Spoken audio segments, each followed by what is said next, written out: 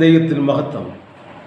ഇരിക്കുന്നതിനും ഇരുന്നതിനും വരുവാനിരിക്കുന്നതിനുമായ നമ്മുടെ കർത്താവായ യേശു ക്രിസ്തുവിൻ്റെ അധികാരമുള്ള നാമത്തിൽ എല്ലാ ബഹുമാന്യർക്കും ജെറുസലേം മിഷൻ എന്ന യൂട്യൂബ് ചാനലിലേക്ക് ഹൃദ്യമായ സ്വാഗതം. യേശു ആര് എന്ന വിഷയത്തിൽ അഥവാ ക്രിസ്തുശാസ്ത്രത്തോടനുബന്ധിച്ച് ക്രിസ്റ്റോളജിയിലെ നാം 14 വീഡിയോകൾ ഇതുവരെ ചെയ്യുവാൻ ദൈവം കൃപയേകി. നാം വിചാരിക്കുന്നതിനേക്കാൾ സങ്കീർണമായി ഗൗരവമായി പഠിക്കേണ്ട വിഷയമത്രേ ക്രിസ്തുശാസ്ത്രം. ദൈവിക തൃത്വത്തിലെ രണ്ടാമനായി നിലകൊള്ളുന്ന പുത്രനായ ദൈവം, പുത്രനായ ദൈവമായ ക്രിസ്തുവിന് 2 പുത്രത്വങ്ങൾ ഉണ്ടല്ലോ. അതിൽ ഒന്നും പ്രഥമവുമായി ഉള്ളത് ദൈവപുത്രൻ എന്നുള്ളതാണ്. രണ്ടാമത്തേത് മനുഷ്യപുത്രൻ. ഇതിൽ ദൈവപുത്രൻ എന്ന പരമ്പരയിലെ 7ാമത്തെ അഥവാ അവസാനത്തെ വീഡിയോയാണിത്. ഇത് സവിനയം അവതരിപ്പിക്കട്ടെ. തുടർന്ന് ദൈവേഷ്ടമായ മനുഷ്യപുത്രൻ എന്ന പരമ്പര ആരംഭിക്കുന്നതായിരിക്കും. ദൈവപുത്രൻ യേശുക്രിസ്തുവിൻ്റെ മനുഷ്യജന്മമെടുത്ത് ഭൂമിയിൽ വരും മുൻപുള്ള പ്രത്യക്ഷതകളെക്കുറിച്ചാണല്ലോ നാം കഴിഞ്ഞ വീഡിയോകൾ വരെ ശ്രദ്ധിച്ചത്. എന്നാൽ ഈ വീഡിയോ പരമ്പരയിലെ 7ാമത്തേതെന്ന് പറയുമ്പോൾ തന്നെയും ഇത് അതുല്യമാണ്, അപൂർവമാണ്, വ്യത്യസ്തമാണ്. കാരണം ഇത് മനുഷ്യജന്മമെടുത്ത് ഉയർത്തതിന് ശേഷമുള്ള ദൈവപുത്ര, മനുഷ്യപുത്ര, അങ്ങനെ തൃത്വത്തിലെ ഭാവ പ്രത്യക്ഷതയാണ്. യോഹന്നാൻ അപ്പോസ്തലന് ഈ ഭാവ പ്രത്യക്ഷത അനുഭവപ്പെടുകയാണ്, കാണുകയാണ്. യോഹന്നാനാകുന്നു ത്യാഗിവര്യനായി ജീവിതം നയിക്കുവാൻ, ജീവിതം അന്ത്യം വരെ തൻ്റെ ആയുസ് പൂർത്തീകരിപ്പാൻ ഭാഗ്യം ലഭിച്ച മഹത് വ്യക്തിത്വം എന്ന് നമുക്ക് അറിവുള്ളതാണല്ലോ. അപ്പനോടൊപ്പം മത്സ്യബന്ധനത്തിൽ ഏർപ്പെട്ടിരുന്നവർ നിശ്ചയദാർഢ്യമുള്ളവരായിരിക്കാൻ ഇടുമക്കളെന്നും വിളിക്കപ്പെട്ട ശബദി മക്കളായ യോഹന്നാനും യാക്കോബും, മർക്കോസ് 9:38, ലൂക്കോസ് 9:52 മുതൽ 56 വരെ വാക്യങ്ങൾ, പ്രവൃത്തിപഥത്തിൽ ഇവർ ഉത്സാഹികളായിരുന്നു എന്നത് പറയേണ്ടതില്ലല്ലോ. യേശു ശിഷ്യനാക്കി തീർത്തത് മുതൽ ഗുരുവായ യേശുവിൻ്റെ സമീപം യോഹന്നാനെ എപ്പോഴും കാണാമായിരുന്നു. AD 70 ദൈവാലയ നവീകരണത്തിന് മുമ്പ് ഹേരോദാവ് അഗ്രിപ്പാവിൻ്റെ പീഡനത്തിൻ്റെ ഫലമായി ശിഷ്യന്മാർ ചിതറിപ്പോയി. അപ്പോസ്തലപ്രവൃത്തി 12:1. അതിനെ തുടർന്ന് യോഹന്നാൻ എഫെസോസിൽ താമസമാക്കി. എന്നാൽ റോമൻ അധികാരികൾ തന്നെ പിടിച്ച് തിളപ്പിച്ച എണ്ണയിലിട്ടു. പക്ഷേ അത്ഭുതകരമായി യാതൊരു കേടും പറ്റാതെ കാണപ്പെട്ട ക്രിസ്തു ശിഷ്യനെ കണ്ട് കോപം മൂത്ത ഡൊമിനേഷ്യൻ ചക്രവർത്തി അദ്ദേഹത്തെ പത്മോസ് എന്ന ദ്വീപിലേക്ക് നാടുകടത്തുകയായിരുന്നുവല്ലോ. ഗ്രീസിനും ടർക്കിക്കുമിടയിൽ ഈജിയൻ കടലിനെ അഭിമുഖമായി കിടക്കുന്ന ഏഷ്യ മൈനറിൻ്റെ തെക്ക് ഭാഗത്ത് കിടക്കുന്ന ദ്വീപ്. കാര്യൻ എന്ന് പറയപ്പെടുന്ന ജനസമൂഹമായിരുന്നു അവിടുത്തെ ആദിമ നിവാസികൾ. കാര്യൻ മലനിരകളുടെ ലാറ്റ്മോസ് എന്ന അപരനാമത്തിൽ നിന്നുമാണ് പത്മോസ് എന്ന പേര് ഈ ദ്വീപിന് ലഭ്യമാകുന്നത്. 10 മൈൽ നീളവും 5 മൈൽ വീതിയുമുള്ള പത്മോസ് ദ്വീപ്. ഉയർപ്പിൻ്റെ ദിനമായ ഞായറാഴ്ച എന്ന കർത്തൃ ദിവസത്തിൽ സകല പ്രതികൂലങ്ങളെയും മറന്നുകൊണ്ട് താൻ ആത്മവിവശനായി മറ്റേതോ ഗ്രഹത്തിലിരുന്ന് ഭൂമിയെ വീക്ഷിക്കും പോലെയാണ് വെളിപ്പാടിൻ്റെ കാഴ്ച എന്ന് പറയുമ്പോൾ, അതേ പത്മോസ് എന്ന ഏകാന്ത ദ്വീപിൽ അക്ഷരികമായും ഭൂമിയിൽ അവിടെ ആയിരിക്കുമ്പോൾ തന്നെ ഒരു ദേഹിക്കും സ്വയം ചെന്നെത്താനാവാത്ത സ്വർഗമഹിമകളിലേക്ക് യോഹന്നാൻ എന്ന പ്രിയ ശിഷ്യൻ നിമഗ്നനാകുന്നു. യോഹന്നാൻ ആത്മാവിൽ ആ കാര്യത്തിലേക്കായി നിറയ്ക്കപ്പെടുകയാണ്. മനസ്സും ബുദ്ധിമണ്ഡലവും ശരീരവും പരിശുദ്ധാത്മാവിൻ്റെ പൂർണ്ണ നിയന്ത്രണത്തിൽ. ഭാവിയിൽ എന്ത് സംഭവിക്കുമെന്ന് ദൈവം യോഹന്നാനെ കാണിച്ചു കൊടുത്തു. 34 സന്ദർഭങ്ങളിൽ യോഹന്നാൻ പറയുന്നു, ഞാൻ കണ്ടു. വെളിപ്പാട് വ്യാഖ്യാനത്തിൻ്റെ താക്കോൽ 1:19 നൽകിയിരിക്കുന്നു. വളരെ അത്ഭുതകരമായി തോന്നാമെങ്കിലും വിഖ്യാത ശാസ്ത്രജ്ഞനായിട്ട് സർ ഐസക് ന്യൂട്ടൺ വരെ കൈവച്ചതാണ് വെളിപ്പാട് പുസ്തക വ്യാഖ്യാനം. ന്യൂട്ടൺ വായിക്കുകയും പഠിക്കുകയും ചെയ്തിട്ടാണ് വ്യാഖ്യാനം തയ്യാറാക്കാൻ നോക്കിയത്. അതുകൊണ്ട് വായന ആവശ്യമില്ല എന്ന് പറയുന്നവർ ശ്രദ്ധിച്ചാൽ നന്നേ. യോഹന്നാൻ കർത്താവിനെ കണ്ടിട്ട് ഇപ്പോൾ 34 വർഷം കഴിഞ്ഞിരിക്കുന്നു. ഇപ്പോൾ ഉയർത്തെഴുന്നേറ്റ് തേജസ്കരിക്കപ്പെട്ട മനുഷ്യപുത്രനെ യോഹന്നാൻ കാണുകയാണ്. കർത്താവ് തന്നെ താൻ പറയുന്നു, മരിച്ചവരിൽ നിന്ന് ആദ്യജാതൻ, ഭൂരാജാക്കന്മാർക്ക് അധിപതി, ആൽഫയും ഓമേഗയും, ആദ്യനും അന്ത്യനും. ഈ പ്രവചനത്തിൻ്റെ വാക്കുകളെ വായിച്ച് കേൾപ്പിക്കുന്നവരും കേൾക്കുന്നവരും അതിൽ എഴുതിയിരിക്കുന്നത് പ്രമാണിക്കുന്നവരും ഭാഗ്യവാന്മാർ എന്ന് പ്രഖ്യാപിച്ചിരിക്കുന്നു. ആയതിനാൽ ഈ 3 കാര്യങ്ങളും ചെയ്യുവാൻ തയ്യാറാകുന്ന വ്യക്തിത്വങ്ങൾ ഈ ഭാഗ്യാവസ്ഥയുടെ ഉത്തുംഗ നിലവാരത്തിലാകുമെന്ന ധ്വനി ഉയരുന്നുവെന്ന് JC ഏബർ അഭിപ്രായപ്പെടുന്നു. അതിന് വലിയ വില നൽകേണ്ടി വരുമെന്നും അദ്ദേഹം കൂട്ടിച്ചേർക്കുന്നു. ശരീരം പത്മോസിലാണെങ്കിലും ആത്മാവാന്തയം യോഹന്നാനെ സ്വർഗത്തിലെത്തിച്ച് ദർശനങ്ങൾ കാണിക്കുന്നു. കാഹളത്തിനൊത്ത ഒരു മഹാനാദം തൻ്റെ പിൻപിൽ കേൾക്കുന്നതാണ് ദർശനത്തിൻ്റെ ആരംഭം.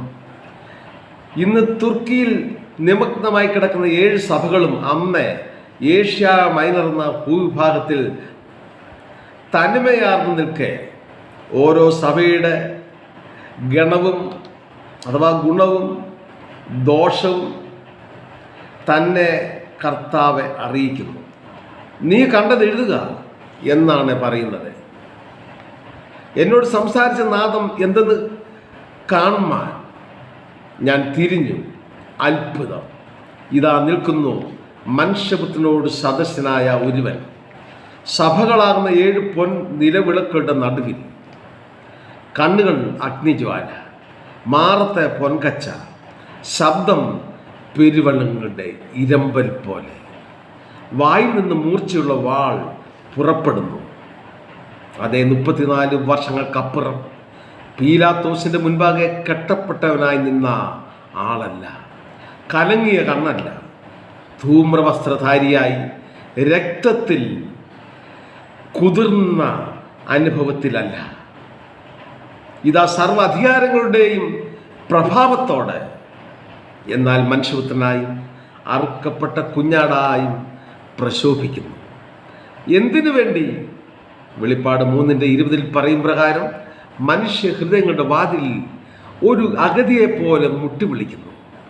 താൻ മറ്റൊരു തലത്തിൽ ഗംഭീരനാദത്തോടെ 2ാം വരവിൽ വരും നിമിഷത്തിന് മുൻപ് വരെയും ഒരു ദേഹി പോലും അവസരം കിട്ടാതെ നശിച്ചു പോകാതിരിപ്പാൻ, ആത്മാക്കൾക്ക് രക്ഷ കിട്ടുവാൻ. അതേ പുരാതന റോമാക്കാർ അർത്തമീസ് ദേവിയുടെ ഇരിപ്പിടമായി ഈ പത്മോസിനെ വിശേഷിപ്പിച്ചിരുന്നു. അപ്പൊല്ലോന്റെ പ്രതിഷ്ഠയും പുരാവസ്തു ഗവേഷകർ കണ്ടെത്തിയിട്ടുണ്ട്. റോമൻ പടയാളികൾ ഇത് പിടിച്ചടക്കിയത് മുതൽ ഈ സ്ഥലം കുറ്റവാളികളെ നാടുകടത്താൻ മാത്രം ഉപയോഗിച്ചു വന്നു. കോൺസ്റ്റന്റൈൻ ചക്രവർത്തി AD 312 ക്രിസ്തുമതം ഔദ്യോഗിക മതമായി അംഗീകരിച്ചു. പിന്നീട് ബൈസാന്റിയം ഈ ദ്വീപിൻ്റെ പൂർണ്ണ അധികാരം പിടിച്ചെടുത്ത് അർത്തമീസിൻ്റെ ക്ഷേത്രം ഇടിച്ചു കളഞ്ഞു. അവിടെ യോഹന്നാൻ്റെ നാമധേയത്തിൽ ഒരു ദൈവാലയം പണിതു. അറബികളുടെ നിരന്തരമായ ആക്രമണം നിമിത്തം ഈ ദൈവാലയം നശിപ്പിക്കപ്പെട്ടു. കുറെ കാലം ഉപേക്ഷിക്കപ്പെട്ട പത്മോസ് 1088 ചക്രവർത്തി ക്രിസ്റ്റോഡുലോസ് എന്ന ഒരു ക്രിസ്ത്യൻ സന്യാസിക്ക് മഠം സ്ഥാപിക്കാൻ നൽകി. നശിപ്പിക്കപ്പെട്ട യോഹന്നാൻ്റെ ദൈവാലയം അടിസ്ഥാനമാക്കി ഒരു സന്യാസി മഠം പത്മോസിൽ പണിയപ്പെട്ടു. വളരെ കാലം പ്രവർത്തനക്ഷമമായിരുന്ന ഈ മഠം സാറാസിയൻസും നോർമൻ എന്ന് പറയുന്ന കൊള്ളസംഘങ്ങളുടെയും കോട്ടയായി മാറ്റിയതത്രേ ഇന്ന് കാണപ്പെടുന്നത്. AD 96 ഡൊമിനീഷ്യൻ ചക്രവർത്തിയാൽ നാടുകടത്തപ്പെട്ട യോഹന്നാൻ കൊസേരിയസ് ചക്രവർത്തിയുടെ അനുമതിയോടെ എഫെസോസിൽ കൊണ്ടുവരപ്പെട്ടു. താൻ പത്മോസിലായിരുന്നപ്പോൾ അർത്തമിസ് ക്ഷേത്രത്തിൻ്റെ അടിവാരത്തിൽ ഉണ്ടായിരുന്ന ഒരു ഗുഹയിലായിരുന്നു താമസമാക്കിയത്. ഇവിടെ 18 മാസക്കാലം യോഹന്നാൻ ആയിരുന്നു എന്നതത്ര ചരിത്രം നമുക്ക് തരുന്ന അനുഭവം ഓർമ്മപ്പെടുത്തലുകളെ. ഈ ഗുഹയിൽ നിന്നത്ര വെളിപ്പാട് പുസ്തകത്തിൻ്റെ കയ്യെഴുത്ത് പ്രതികൾ കിട്ടിയതെന്നും പാരമ്പര്യം പറയുന്നു.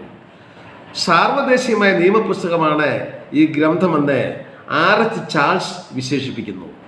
7 സഭകളിലും ദൂതുമായി ചെന്നെത്താൻ എഫെസോസിൽ നിന്നും യാത്ര തിരിക്കുന്ന ഒരു ദൂതനെ അനായാസം കഴിയുമെന്ന് പണ്ഡിതന്മാർ പറയുന്നു. വെളിപ്പാട് 1:2 യോഹന്നാൻ കണ്ട കാര്യങ്ങൾ യേശു ക്രിസ്തു മുഖാന്തരം വെളിവാക്കപ്പെട്ടതാണെന്നും സാക്ഷ്യപ്പെടുത്തുന്നു. വെളിപ്പാട് 22:8 കേൾപ്പാൻ ചെവിയുള്ളവൻ കേൾക്കട്ടെ എന്ന് 7 പ്രാവശ്യം ഉദ്ധരിക്കുന്നത് 7 സഭകളോടായിരിക്കെ തന്നെ എക്കാലത്തെ ലോകത്തോടുമുള്ള വ്യക്തമാക്കലാണെന്ന് ആരും മനസ്സിലാക്കേണ്ടതാണ്. എഫെസോസിലെത്തി പ്രായാധിക്യം ഏറിയപ്പോൾ മഞ്ചലിലേറ്റിയാണ് ആരാധനയ്ക്ക് കൊണ്ടുപോയിരുന്നത് യോഹന്നാൻ അപ്പോസ്തലനെ. അപ്പോൾ കുഞ്ഞുങ്ങളെ പരസ്പരം സ്നേഹിപ്പീൻ എന്ന് തുടർച്ചയായി ഉരുവിടുവായിരുന്നു അത്രേ. നിങ്ങൾ തമ്മിൽ സ്നേഹിപ്പീൻ എന്ന ക്രിസ്തുവിൻ്റെ പുതിയ കൽപ്പന എഴുതിയതും ക്രൂശിൻ്റെ ചുവട്ടിൽ നിന്നതും മറിയത്തെ ആ നാഴിക മുതൽ കൈക്കൊണ്ട് കരുതിയതും തിളച്ച എണ്ണ ഏകാന്ത ദ്വീപ് എല്ലാം സ്നേഹത്തിൻ്റെ പാരമ്യത്താൽ അനുഭവിച്ചതും താൻ തന്നെയാണല്ലോ. ആകയാൽ തമ്മിൽ സ്നേഹിപ്പീൻ എന്നത് നമ്മോട് തന്നെയുള്ള പ്രിയ ശിഷ്യൻ്റെ ആഹ്വാനവും ആജ്ഞയുമാണ്. അല്ലാതെ താൻ എഴുതിയ ലേഖനങ്ങളോ സുവിശേഷമോ ഈ പൂർത്തീകരണ ഗ്രന്ഥമായ വെളിപ്പാടോ പ്രസംഗിച്ചിട്ടും വായിച്ചിട്ടും എന്ത് കാര്യം? മറ്റു സുവിശേഷങ്ങൾ 3 സമാന്തര വീക്ഷണത്തിൽ നീങ്ങുമ്പോൾ അതിൽ നിന്ന് വേറിട്ട് യേശുവിൻ്റെ ദൈവത്വത്തെ താൻ വ്യക്തമാക്കുമ്പോൾ, അപ്പോകാലിപ്റ്റിക് മറന്നിക്കുമ്പോൾ ആ ദൈവത്വം നമ്മോട് ആവശ്യപ്പെടുന്നു, അന്യോന്യം സ്നേഹിപ്പീൻ. പ്രിയ ശിഷ്യനായ യോഹന്നാൻ നൽകിയ പ്രത്യക്ഷതയും നിയോഗവും എത്ര ഉന്നതവും ഗംഭീരവും അത്രേ.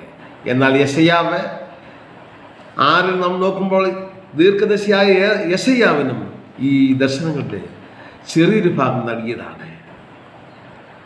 ശൗൽ ക്രിസ്ത്യാനികളെ ഉപദ്രവിപ്പാൻ സഞ്ചരിച്ച് ഡമാസ്കസിലെത്തിയപ്പോഴാണ് നട്ടുച്ചയ്ക്ക് ക്രിസ്തുവിൻ്റെ പ്രകാശമേറ്റ് താഴെ വീണതും പെരുവെള്ളത്തിൻ്റെ ഒച്ചയുള്ള ക്രിസ്തുവിൻ്റെ ചെറിയൊരു ശബ്ദം കേട്ടെ.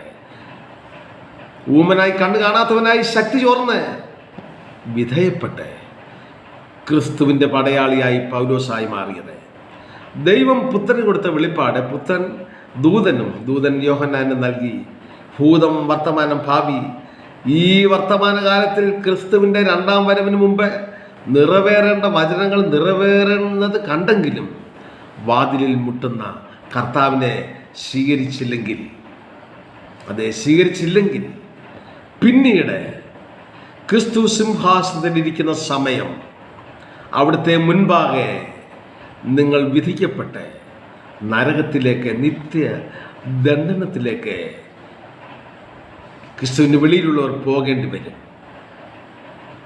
ആകയാലേ അടുത്ത നമ്മുടെ വീഡിയോയിൽ മനുഷ്യപുത്രൻ എന്ന പരമ്പര ആരംഭിക്കുവാൻ സർവകൃപാലുവായ ദൈവം നമുക്ക് അവസരം നൽകട്ടെ. എല്ലാ മാന്യപ്രേക്ഷകർക്കും നന്ദിയും വന്ദനവും അർപ്പിച്ചുകൊണ്ട് സ്നേഹപൂർവ്വം നിർത്തട്ടെ. നന്ദി.